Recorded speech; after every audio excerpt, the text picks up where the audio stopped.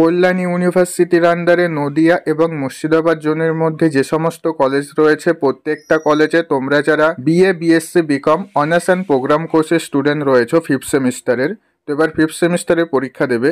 তো পরীক্ষার জন্য অনলাইনে যে এক্সামিনেশন ফর্ম ফিল আপ এবং অ্যাডমিট কার্ড ডাউনলোড করতে হয়, তো সেটা লাস্ট ডেট ছিল 27 তারিখ পর্যন্ত। তো সেই ডেটের মধ্যে অনেকে ফর্ম ফিল আপ করতে পারোনি, অনেকেই ভিডিওর কমেন্টে জানাচ্ছিলে। তো তোমাদেরকে আমি বলেছিলাম ওয়েট করো, কিছুদিন পরে আরেকটা ডেট দেবে। তো দেখো কল্যাণী ইউনিভার্সিটি থেকে কিন্তু আরেকটা ডেট দিয়েছে।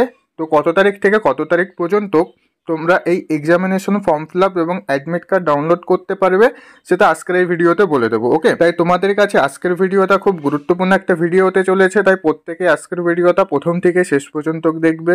ভিডিওটা ভালো লাগলে ভিডিওটা অবশ্যই একটু লাইক করে দেবে এবং ভিডিওটা অবশ্যই তোমার বন্ধুদের মধ্যে প্রচুর পরিমাণে শেয়ার করে দেবে, কারণ অনেকে এমন রয়েছে যারা ফর্ম ফিল আপই করেনি। ঠিক আছে, তো দেখো স্ক্রিনের উপর তোমরা অফিসিয়াল নোটিশটা দেখতে পাচ্ছ।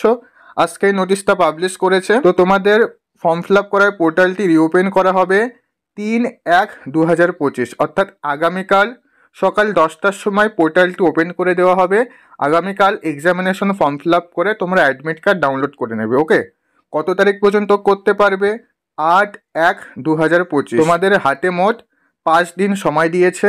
এই 5 দিনের মধ্যে এক্সামিনেশন ফর্ম ফিল আপ করে অ্যাডমিট কার্ড ডাউনলোড করে নেবে। তার কারণ হচ্ছে এর পরে কিন্তু আর ডেট দেওয়া হবে না, তাই যারা করোনি প্রত্যেকেই 8 তারিখের মধ্যে এক্সামিনেশন ফর্ম ফিল আপ করে অ্যাডমিট কার্ড ডাউনলোড করে নেবে। ওকে, আর অনেকেই আছো যারা কলেজের এক্সাম ফিস দাওনি, তোমরাও এই ডেটের মধ্যেই এক্সাম ফিসটা দিয়ে নিতে পারবে।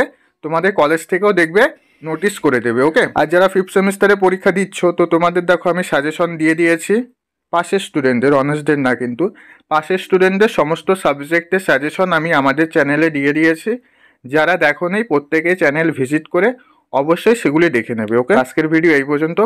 ভিডিওটা ভালো লাগলে ভিডিওটা অবশ্যই একটি লাইক করে দিও এবং চ্যানেলে নতুন দর্শক হয়ে থাকলে চ্যানেলটিকে সাবস্ক্রাইব করে দিও, পাশে থাকা বেল আইকনটি বাজিয়ে দিও। তারপর দেখা হচ্ছে পরবর্তী ভিডিওতে। তোমরা সবাই ভালো থেকো।